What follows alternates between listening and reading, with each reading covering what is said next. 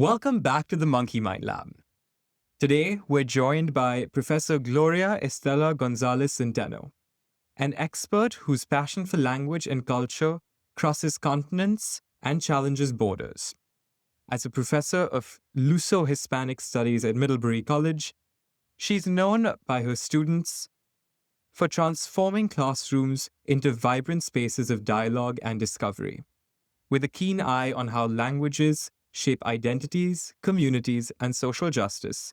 Professor González Zenteno brings a global perspective that's both inspiring and insightful. But her influence extends beyond academia. Professor González Zenteno is the author of Arribada, a novel that follows a classical pianist returning to her Mexican coastal hometown, confronting her family secrets and environmental decay. She's here today to help us untangle the fascinating and often overlooked connections between language, power, and culture. Please join me in welcoming Professor Gloria Estela González Zenteno. Thank you so much for inviting me. This is so exciting. I think you're such an interesting person. Every time that we've spoken, there's always these stories that you're mentioning that I couldn't wait to get onto the podcast. Thank you. This is so much fun also for me because I have a similar experience knowing you. Every time we talked, I thought, we have so many things to talk about. So now we are here doing it more formally. Great. Thank you. So let's start with the three questions that I usually ask all of my guest speakers. Mm-hmm. What do you teach? Why do you teach it? And what brought you into it, or what drew you to it? Yeah. Well, I teach a lot of things. I teach a lot of things in Spanish. So everything is in the student's foreign language most of the times. And what do I teach? I teach Latin American culture. I teach some history of Latin America, not a lot. And I teach creative writing. And I also teach other forms of narrative because what I do is I tell stories. And so I teach my students to tell them in different formats, for example, in podcasts, in essays, in personal essays, etc. Yeah. So what drew me to that is, well, that's always been my passions. All of those things I just mentioned are my passions. I love literature. I love reading and writing. I love telling stories. I love culture, and I love my culture, my Mexican culture. So I love teaching that. And history is another passion. I find it amazing what people do and the decisions that they make over time and the consequences that has. So yeah, so basically, I do the things I love and then they pay me. So it's excellent. Great. So then, you know the saying, if you do what you love, you never work a day in your life. Exactly. Yeah, exactly. Yeah. So nice. And we kind of spoke about this earlier, but you're a very accomplished, award-winning novelist and poet, I think. No, just a novelist Just a and novelist. a short story writer. A short story writer. Yes, Yeah. that was it. Sorry. I wrote poetry, but it's on the side. Okay. So tell us a little bit about that. When did you first get into writing, and what is it about writing that you really enjoy? And how has it changed after coming to the US from Mexico? Oh, it changed a lot. So I started writing when I was little. And in fact, I started telling stories before I started writing them. And I remember, because I went to Catholic school, and I remember the nuns asking me, for example, what did you do this past weekend? And I would start like, well, what did I do? Nothing really interesting. We went swimming. And then I would make up a huge story about swimming, with adventures and animals. And they would tell me, well, you know that lying is a sin? Yeah. And I'm like, oh dear. So, so I had this thing that I was not allowed to do what came naturally to me, which was invent things. And, but it didn't stop me. So I kept going. Yeah. And that became formalized a lot later. But I started since I was little, frankly. And when I got here to the States, it changed a lot because I didn't have people to share it with because I was writing in Spanish. I didn't have a lot. I had just a few. And I had friends here who were writers or wanted to read my stuff. And so I started writing in English for them because I thought, okay, like I'm here, I'm not there. And I want to, interact with my books. And so that's why I started writing in English. So I write in both languages. I publish in both. And it's really exciting to do because when you tell a story in one language, and then you decide to tell it in the other language, you realize, no, it cannot be the same story. So you have to change it in order to make it work. So That's part, interesting to think of yeah, language as a bridge or a barrier between two exactly. cultures. Yeah, it can be both. And for me, it works as a bridge because I can do both. And thanks to that, and I'm not a translator, so I don't follow the rules of translators. I just write another story the same story in the other language, and that's a very liberating thing for me because it lets me communicate with different people, tell them exactly what I want to say, but I must say it very differently, and I like that. And sometimes it's a whole different story. I mean, Yeah, writing in a different language, yeah, you don't get the same nuances, you don't get the same idioms or ways of writing. And exactly. sometimes It has to change. it's You have lost in to. translation. Exactly. Unless you don't translate, which Yeah. is why I do it that way. Nice. Okay, so let's get to the big question for today, which is, can the arts be a form of resistance? Yeah, certainly. So much so that I think that that's what I do in my writing. I also teach that. So I do both. I write in that spirit and I also teach it. In fact, I have a class right now that is just ending that is called Latinx resistance. So it's how Latin American people resist against oppression, and we do it through narrative. And I tell my students that they can be free to write artistically, so they don't necessarily all do it, but I'm always like hoping that they will, and I really enjoy doing that. So when they write in a more artistic way, less an academic way, so it's an interesting combination because they still have to say the truth. So they have to tell the story in with verified facts. And yet I tell them, yeah, no, you can go further than that. You can do it beautiful. And some of them do, and it's really exciting. So anyway, so what I do when I write is precisely that. I tell stories that I find important because they depict people who have been resisting against oppression, and so my stories have a lot to do with how they free themselves and their communities, or how they help species that are in danger in some cases. So that's what I do. That's basically all I do, and I do it in many different ways. Let's deep dive a little more into that. Whether it's looking at examples of the arts as tools for activism, Yeah. or especially, let's look at it within the Latin American context, right? There have been several regimes and several uprisings and forms of resistance. Some worked, some didn't. What extent do you think the arts played a role in that? And let's dive into the mechanisms of that. Like, how do the arts actually influence or resist? Absolutely.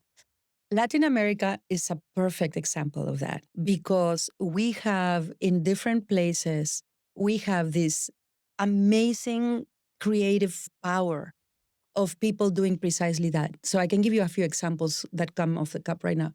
So, for example, Pablo Neruda, super famous. He was the poet of the people. Before he became the Nobel Prize winner, he was already followed by the whole country who not only love poetry, but also his political poetry, which was amazing. He has a book, for example, he has a book called Canto General, which is like the history of Latin America in poetry, and that's amazing. In Latin America, not just generally, but it's resistance against colonial oppression, for example. And then he became a politician, and he would have won, but decided not to run, etc. So he's a perfect example. There's, for example, Nicaragua, a land of poets.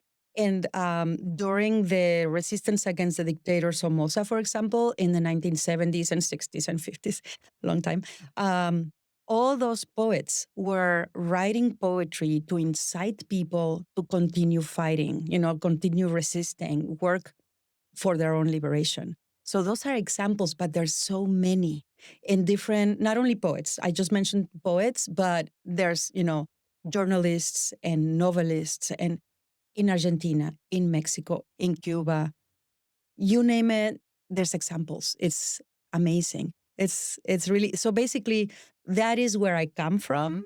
And as you can hear in my voice, I'm kind of proud of that. I'm As you should be. As you should be. No, it's really lovely because you have a tradition of the artists resisting and teaching people how to resist, like showing the way, pointing the direction. And so it's not just like the journalists say the truth. And, if you know what they read or what they write, you know the way to go. No, it's also the intellectuals or, journalists are intellectuals so as well, but not only. And so including the poets, they're doing that all the time in all their different countries. And so, well, not all the time and not all of them, but many, many. Enough to say we have a long and very strong tradition of that.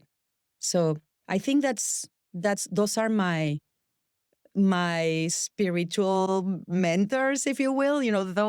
Those writers that I'm talking about inspired me to do something similar. So let's shift focus onto you. We know that through the power of storytelling, you focused on environmental conservation. Yeah. Your book, Arribada, focuses on sea turtle conservation. Yeah. And the conservation efforts in Mexico and how fiction can influence real world ecological outcomes. Mm-hmm. So I guess the question here that we can ask is, can a story save a species? Yeah, I hope so. But I think so. I really do think so. And not necessarily my story and only my story, but many stories told about that particular issue. So, that's more or less what I'm telling, because in the 1990s, Mexico added itself to the world ban on sea turtle hunting. And that was a huge moment for Mexico because previously they had used sea turtle meat as part of their diet. So it was a big sacrifice. People had to say, yes, we love it and we actually need it because we're not super rich and this is part of our protein diet. However, we need to make this sacrifice and we need to, try to save the species because it's going to ruin everything, not only themselves. We're not only ruining the life of the turtles need the ocean to stay healthy. And therefore, we need them because we need the ocean to stay healthy. So it's for everybody. And so those stories are told in many different ways, through scientists who told the story and journalists, etc., but also people like me, people who write for the general public, which is why I think it's important because I'm not a scientist. The scientists don't need to know my story because they know much more than I do about the topic. But what I want to do is bridge the gap between them and what they know and the general public. So that's why I think literature and, popular literature, not necessarily, Cervantes. I'm never going to be Cervantes, but, stories really tell something that the people need to know in order to perhaps change the way they do things. And on a level which science may not, you can throw all sorts of numbers and data and charts and facts at them. Exactly. But the fact of the matter is that sometimes it's the story that really digs deep and gets to the human in us. Absolutely, because, the scientists talk to each other and they speak to the converts, right? So they're doing their thing and it's wonderful. But what about everybody else? We need to be educated. We need that education. We need to understand why this is important. And sometimes a story can do that. And I tell you because, in presenting my book, I've seen people respond to the book in a way they say, I get it. And I hadn't gotten it before, and now I do. And I'm like, oh, and it's just a few people. It's not like thousands, right? But every step counts. Every little gesture towards improvement is important, I think. And so one day I'm going to be super famous and there will be thousands and thousands of people who will. Of course. And then I can say you were on my podcast. There you go. So now it's happening soon. Yes. Waiting eagerly.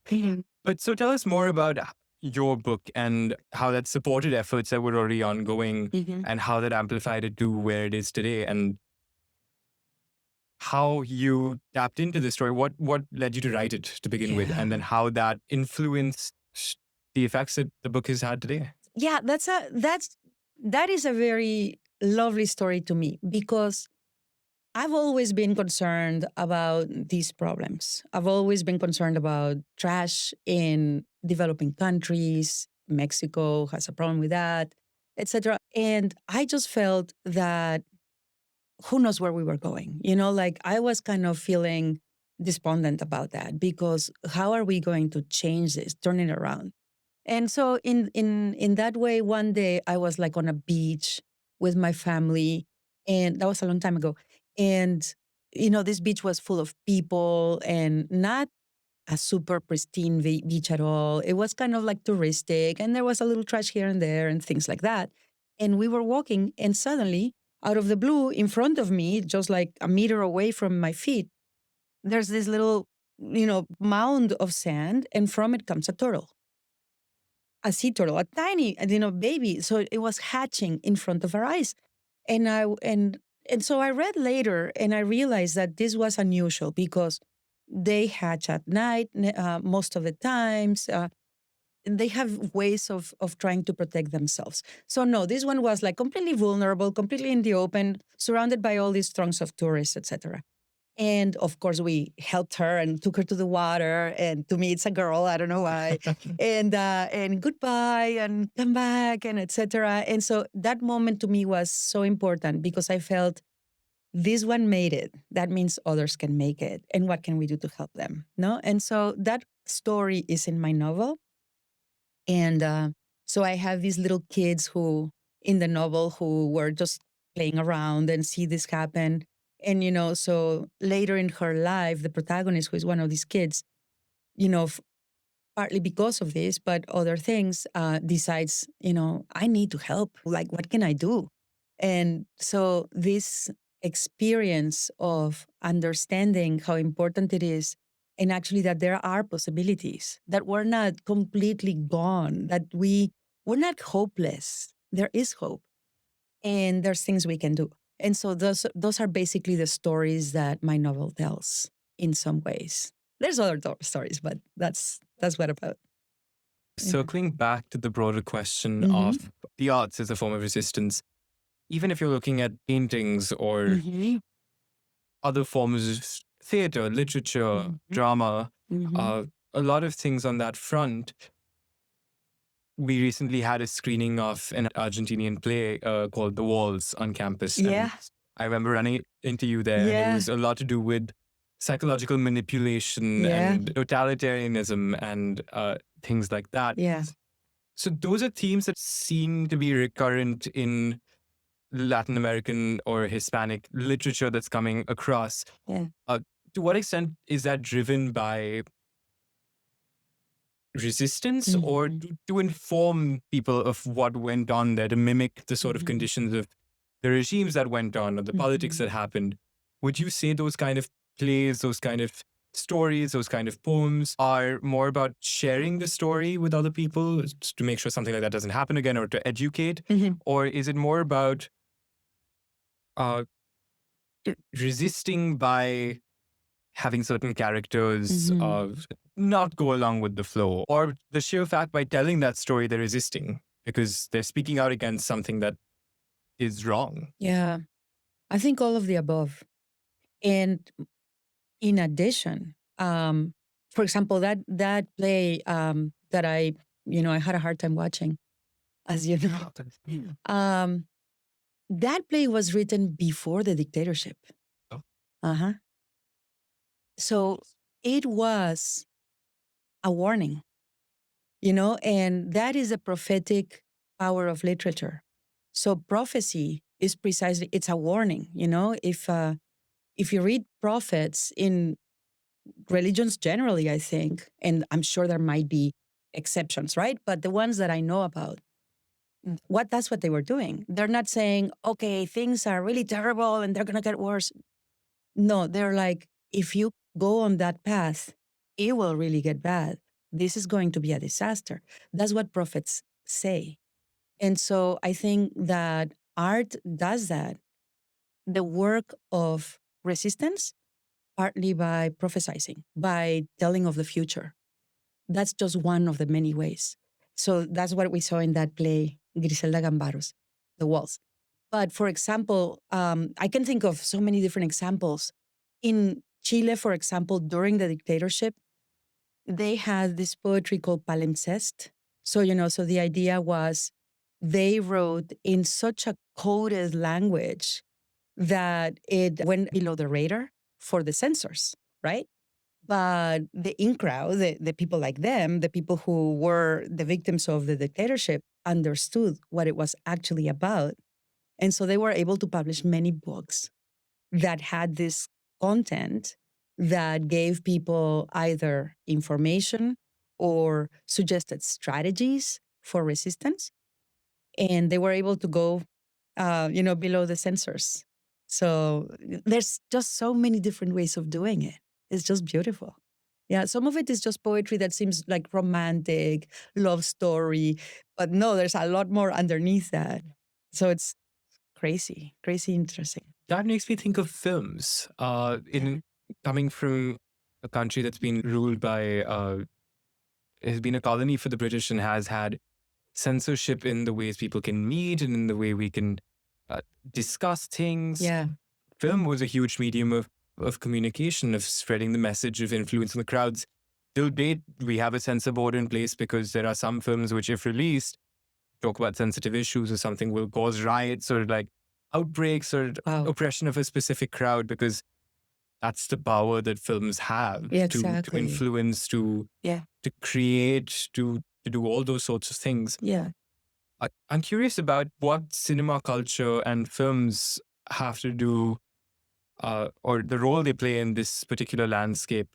And in the past and in the present, how are they used to resist? How did they overcome censorship of regimes? And the role that they can play at large, or the potential that they have to play in at large. Yeah. Well, I can think of, oh, wow. Yeah, there's examples. So I can think of examples in Mexico, Argentina, Cuba. And so they do it different ways. In Mexico, it's amazing because they are, the filmmakers are really smart. And they, of course, they're all really smart, but they're smart in the sense that they can make stories that are super critical of the government. And then they get funding from the government to make their films. So it's really amazing. It doesn't always work, but I know of examples when it has worked, and they are really, really critical. I mean, one example that comes to my mind is a film called Red Dawn from Mexico. And it's a terrible story. It's the story of there was a student movement in Mexico that was quashed by the government in a brutal way. And the story is about the 24 hours of the massacre. And it's beautifully done. You don't see any of the violence on the screen, but you hear it and you see the people react to it. It's terrifying. It actually reminds me of the play by Gambaro of the other day, because it's similar, right? You just hear things, but nothing is really happening in front of your eyes. Similarly, and so this comes from Aristotle, actually. So the idea that you have to have decorum and you have to not be gruesome, and yet you can tell stories that are about massacres, for example. So that's and these Mexican filmmakers do that kind of thing. They take advantage of certain rules of censorship. They can go around them, and yet they can tell exactly the message they want to tell. It's fascinating. It's really great. I'm very proud of them. Again, as you should be. Yeah. So let's talk about empowering marginalized communities. Something that's spoken a lot about in a country like America, and how artistic collaboration could be useful in that respect, and where creativity and social justice kind of intersect. Yes, absolutely. I'll give you an example from Mexico, and then please remind me if I forget, because I want to tell you one about here as well. So the example that I can think of right now is how to empower a community through art. So first, in my novel, I was the opposite. I was empowered by watching a community find their power. And so that's what the story is in Arribada, in my novel. because the story that I tell is not about rich people taking care of the poor. No, it's the poorest people, the ones that are the most oppressed, saying this is not going to work. We must change the way they are doing things, and we're going to show them how to do it right. And so that's what happens in my novel, and I do it that way not because it was my idea. No, it's because communities do that in Latin America and in Mexico specifically. It's the poorest communities are the ones that are at the forefront of the fight for the environment. They are the leaders. We are not the leaders. People with university degrees. No, it's them. And so that's the story that I tell in my novel, is the educated people actually learning from the poor communities. They're the ones who know how to do it. And if we follow their lead, we can turn things around because they're doing it right and we're doing it wrong. So that's a story that's there. It's beautiful. Yeah. And I actually, so it's adorable. Well, it's more than adorable. It's just a dream for me because I was inspired by a particular community in the northwest of Mexico. And so I wrote about them, but I never met them because going to their community, you cannot just go there and show up and say, "Hey, I'm here. Give me a room. I need a room to sleep tonight. And where's your restaurant?" No, you need to ask permission. And because I didn't know anybody there, I didn't dare go. So I never did. Anyway, after I published the novel, I come into contact with a poet from that community. And I tell her, I wrote a novel about you. And she's like, "Oh my God, thank you."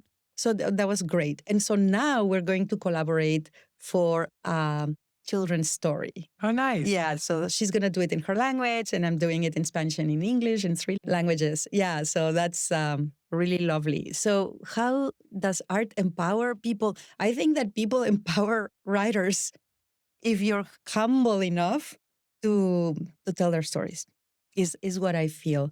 And of course, like the power that we have, writers have, is that we can, distribute that message. You can send it elsewhere so that more people. You're just a conduit. You're just letting that knowledge and that wisdom go through you, through your story, so that others can share. Can learn from them as well. And it's not just people who are in the writing profession. Mm-hmm. To paraphrase and change the words of the quote from the Disney film Ratatouille, anybody can cook, so anybody can write. Exactly. Anybody can do art. Yeah, absolutely. Art is something that's constantly fluid and changing, or the arts are something that's constantly fluid and changing. So anybody can express these same thoughts. It's not just for writers or for people who had said, "Okay, I'm going to be in the profession or have fancy degrees in this field." Mm-hmm. Anybody can write. And because of that, Absolutely. anybody can reclaim that power to make voices heard, tell the stories that aren't being told, and do things that influence the masses through their work. No question. I so much agree. And that's what I tell my students. So, no, it's really true. I mean, if you think about it, like if you need neurosurgery, right? Like you have a problem and you need surgery, right? You don't go to someone who was born a neurosurgeon, right? Like the neurosurgeon had a lot of years of schooling before he could open your bones here and take care of you or whatever, right? Same thing. I mean, you wanna be an artist or a writer, you can do it. You just have to learn how to. And there's teachers who can teach you how to, show you the path, or one of the paths, or a number of the paths, because there's not just one, right? There's many. But absolutely, I mean, anyone can write, and anyone can be like an accomplished writer. You can. You certainly can. Look at me. Yeah, no, it's really true. Yeah, so it's just a matter, and I think the arts are probably. I'm not an expert on the other arts, but I think so. I think that you can learn to write a song, you can learn to make a painting or to draw. You can learn, and you just have to find your own language. You have to find your own particular path, and each person is different, and that's what's beautiful, I think. Yeah. So what I wanted to say is that about here, Vermont, I'm very interested in the migrant worker community. I know a good number of them. And, I just find it so inspiring because it's a tiny community of Latin Americans, mostly Mexicans, who work in several industries, especially in the milk industry. So they milk the cows, they take care of the cows, and other industries. So, for example, construction and others. And they live very precarious existences because they don't have the law protecting them, because many of them don't have papers, right? And I find what they are going through harrowing. And yet, I find what they are doing amazing because they defend themselves, they push for law changes, they don't have papers, and they have had lawmakers in Vermont change the law so that they can get some of the rights that we all should have, that they should have as well. And I find that amazing. They're not hiding. They show their faces. They go on demonstrations. They organize demonstrations. They go to the lawmakers in Montpelier, and they just passed an important law last year and another one this year. The one last year is for education, so they have access to education. And now everybody does, including them here in Vermont. And then the other this year is about construction. And so how, the construction companies cannot treat them like robots. They're human beings. And now they have those laws protecting them. Those are two examples. And how does the art relate to that? I'm just trying to, I write stories about them, and I'm trying to accompany them, to support them in whatever I can do. And what I can do is tell stories, right? So I'm writing their stories, and I've published a few, and others. I have a blog, and so I write one of their stories every week. And those are ways that one can me, because I am not them. There's many things I cannot do that they do infinitely better than I could, even if I could do it. Um, but I can do this, and so it's my way to to tell their story so that others can hear about it and understand they deserve respect and our support. And so that's one thing that I think one can do. That makes me think of this question. Storytelling has so much power to it that you can. Mhm. There's a very famous TED talk by Chimamanda Adichie, the danger of a Yes, single story. I love it. We studied that in school, Yeah, and that's a very apt title. Yeah. It is a danger for those who seek Mhm. to oppress, seek to take control and to suppress. Mhm. And that one story can make all the difference. Mhm. So, in your experience, what do you think the true power or the true impact of storytelling is, and the true importance of it? Let's put it like that. And in the 21st century, when the world is in the state that it is, I think, and I could be wrong on this, so you could disagree with me, the world needs more storytellers. Oh, absolutely. And what is the impact of that? What's the importance? Why? I mean, yes, it's easy to say we need more storytellers, but why? Why do we need more storytellers? Yeah, we certainly do. And we need storytellers that are different, which I think is what Adichie was saying. We need stories about Vermont, about Vermonters who are not your plain old person who was born here, whose family has been here for a number of generations. That's important, but that's been told. And maybe it hasn't been told in all ways, and they should, by all means, please continue. But we need the stories of the people that I was just mentioning. We need people to know that their neighbors live in the following way, that they have these accomplishments, and they have them despite a society that doesn't care for them, doesn't know them, does not acknowledge them, does not support them or respect them. I'm not saying everybody does that, but many people enough do that so that the result is, they are kind of dispossessed. And that has to change. And so that's just one example, right? But we could make lists of examples. No? Yeah. And in another example that I was just mentioning before, so my novel, Arribada, is about these upper class girls who are just like, yeah, playing piano and being really, happy life. But then they discover the problems that I was mentioning about the sea turtles and the beaches, etc. And they realize that they have a lot to learn that their university studies were not gonna teach them. Those particular girls, young women. And instead they need someone to, there are people who already have that knowledge. And what they need to do is listen and respect those other stories. And so from my perspective, what I can do is tell that story of those people learning from the indigenous person and then learning to follow that lead. And so I think that if we followed more leads of people like them, we would be in a much better shape as a society. Yeah, both here in Vermont, as I said, and as an example in Mexico as well. I think across the world,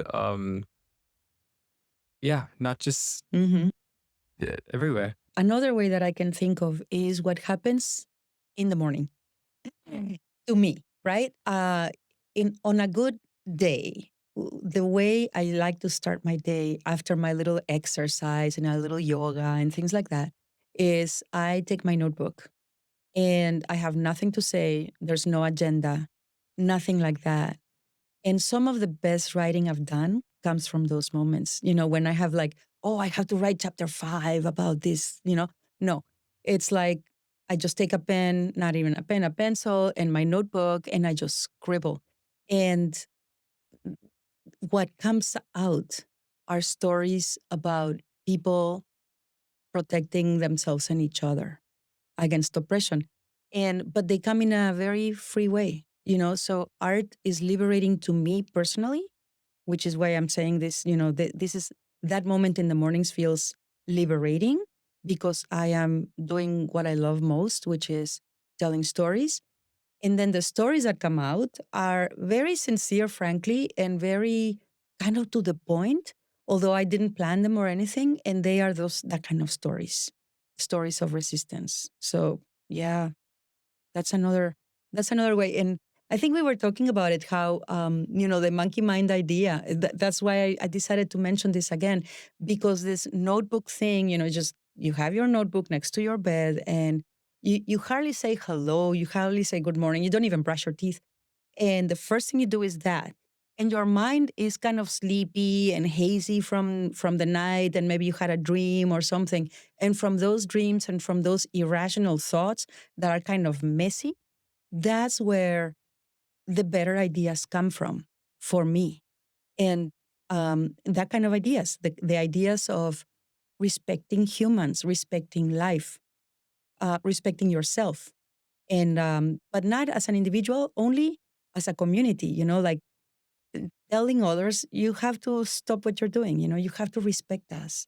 Those are the stories that come out in the morning. Sometimes they come from birds, like in front of me in the window. I see birds chirping around, and from that comes the story. It's hard for me to explain, but it's true. Believe me. Oh yeah, Take my I word. know. The inspiration strikes in the most random ways. You Yeah. can't explain it, but when it does, it does. It's really true. Yeah. I'd love to hear some more personal anecdotes from you about how you've witnessed some of this stuff, or how you've seen your own writing make that change, or influence someone, or has worked for marginalized communities. Like, for example, there's a poem of mine which I wrote with a very different intention, with a very different goal behind it, and somebody who had an eating disorder said, "Oh, this is about me. I relate to this." It's like, that's interesting. I didn't think of it like that. I thought of it in a very different way, about something completely different, unrelated to eating disorders. But everybody takes different things from literature, from writing, that makes it really unique to them, and how that can just be interpreted in different ways and make a difference in its own way. Yes, absolutely. In Arribada, both Limonare and Arribada, because it's the same story but different novels. I tell the story of the uncle. So the protagonist is a young woman, 22 years old, and she's a music student in at Juilliard School of Music in New York City. And she's just there living the life. in New York, and her uncle, who she grew up with, he was just a few years older than her. So the youngest sibling of her mom disappears. And that's the crisis that begins the novel. So, she's just hanging out there being an artist in New York, but she has to come back and drop everything she was doing and come back and help the family and look for her uncle who is missing. And so basically they spend the novel looking for him. And I'm not going to tell you how it goes. Okay. But that, well, unfortunately, it's easy to imagine how it goes. But many readers that have read it have told me, this is the story of my family. Somebody went missing in my family and we had to go through that. And unfortunately, that's something that happens a lot in Mexico. That's one of the ways in which, firstly, the state in previous years, and now not the state, but organized crime have been oppressing society, so they kidnap people. And there's a horrible process of playing with the victims, to extort money or etc. Many different things that can happen, which are all horrible. And that is something that has happened to me. I have seen people tell me, that's my story. And now I understand the reason why it's important to not be quiet. Because one thing that they do, people who have had that, is not say a word because it's so painful. They can't speak. They can't speak up. They can't do anything. They cannot resist. They can defend themselves, their family. So many of them are incapacitated. They don't do anything. And people who have read my novel have told me, I need to stop doing that. So I was not expecting that. And in fact, yeah. So really, in my novel, they don't do that. They don't go and defend themselves completely. But it's told in a highlighting. way that it shows you, don't do that, do this other thing. And it was very heartening to me to see that. Is really moving, and it's very painful, frankly, as well.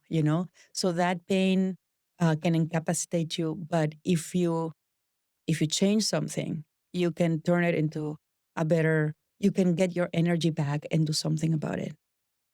I mean, that must be really scary at a point like that to imagine what if you got threats from the government, something saying, stop writing like this, or they start censoring you. I mean, you happen to be in America, but you're also a Mexican citizen, right? Yeah. It must be scary. Did at any point you feel, okay, I'm going to stop writing like this, or let me go redact that or change it? Were you pretty adamant on this is what I'm going to say and this is how I'm going to say it? No problem. No, and besides, I should say very clearly that those problems of censorship in Mexico are not there anymore. Okay. So we are in a new spring of democracy in Mexico. So it's lovely, but it's actually short. It's just been 6-7 years, so it's very, very short. But we're enjoying it. It's lovely, and I was writing before that. Yeah. But I didn't care. I was doing it anyway. So, for example, I'm doing it now, and I don't care. I'm still doing it. I'm teaching what I'm teaching. I'm writing what I'm writing, and I hope I won't get in trouble. But I'm not going to stop. I'm not invincible. I'm not Superman, but I'm not going to stop. And I hope everything will be okay. Oh, yeah. It will be. I think so. The best way to understand it is to see those stories. If you read one of the stories, not necessarily mine, but any of the stories that I mentioned, you'll see the examples. And it basically shows a person who is in danger. A person or a community, a person and their community who are in danger. They have a lot to risk. And it's a forking path. On the one hand, you can stay quiet and put your head down and just pray nothing wrong will continue happening, right? But it's already happening. And on the other, you can make a change. And the stories are about that.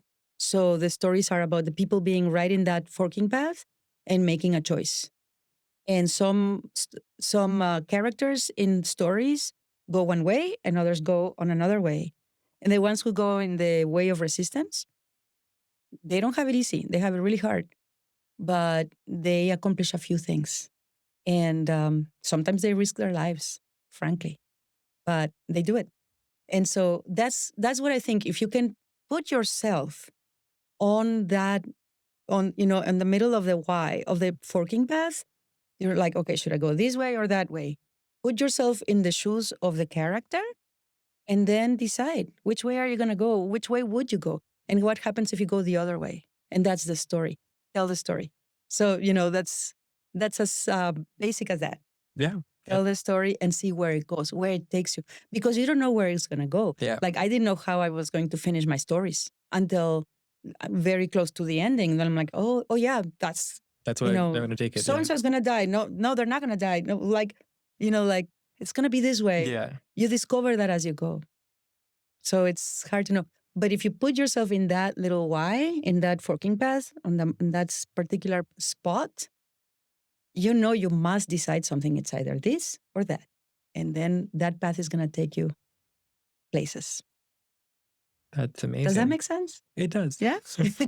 So I ask every one of my guests to share with our listeners one big idea pertinent to the episode. Now, it could be related, unrelated. What is one takeaway the audience should have from hearing about this, from hearing about how the arts can be a form of resistance, from hearing your story, the stories that you've told? What is one thing that they should take away from this? It could be about writing. It could be about life. It could be anything.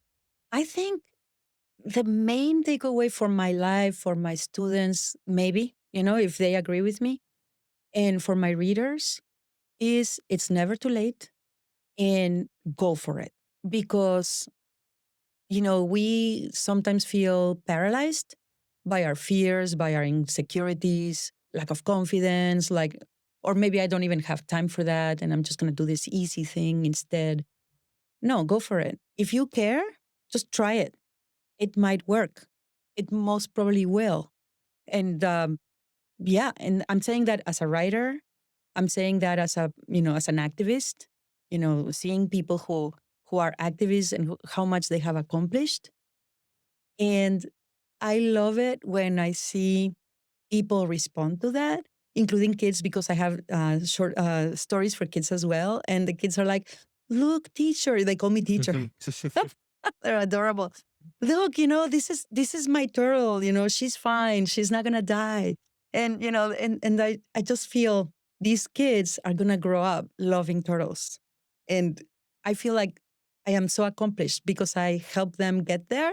And it's just, it works. It actually works. Yeah. You can make a difference.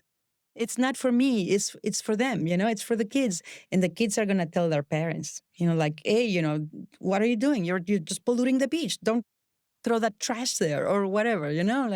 Be careful with the turtle. And so it's you create a community of people who care, and that's possible. We can all do that. Yeah. So hopefully more people will, because we really need that. Yeah. We need that for these days.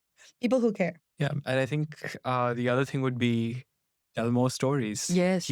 Keep telling stories. For sure. Make things up. But yeah, remember that every story has a huge amount of power behind it. Absolutely. Oh my gosh. Absolutely. Yeah. No. And as I say, when I say go for it, it's like, okay, you feel like you have a story to tell, write it. And if you don't feel like writing because, oh my gosh, I'm not sure, well, record it on your phone and then turn it into a text, give it all the shape that it needs. It will be a story that people can hear. And we all have stories, we tell them. So important.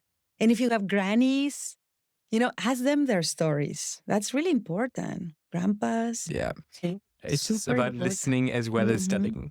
Absolutely. Yeah. I think that's a huge takeaway, and something we've heard recurring across a lot of episodes is we need to take the time to listen. I could not agree more. Absolutely. We need to listen. People tend to love the sound of their own voices and constantly want to talk and want to always tell about, everything's about me, I. Yeah, no. But what about the person in front of you? Absolutely. No.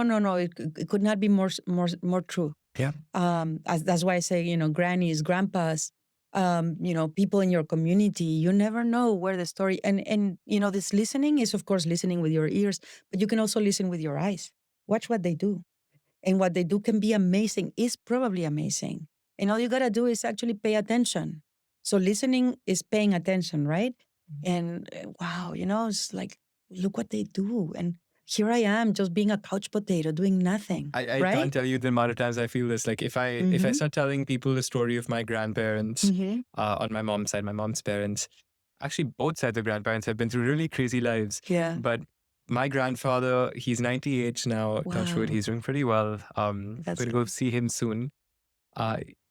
He was a freedom fighter for the Indian independence movement. Oh my God. He went to jail around the same time Gandhi did. So they were in the same jail. Wow. He ran away from home at the age of 12 because his parents wanted to get him married and he didn't want to. So he made it on his own.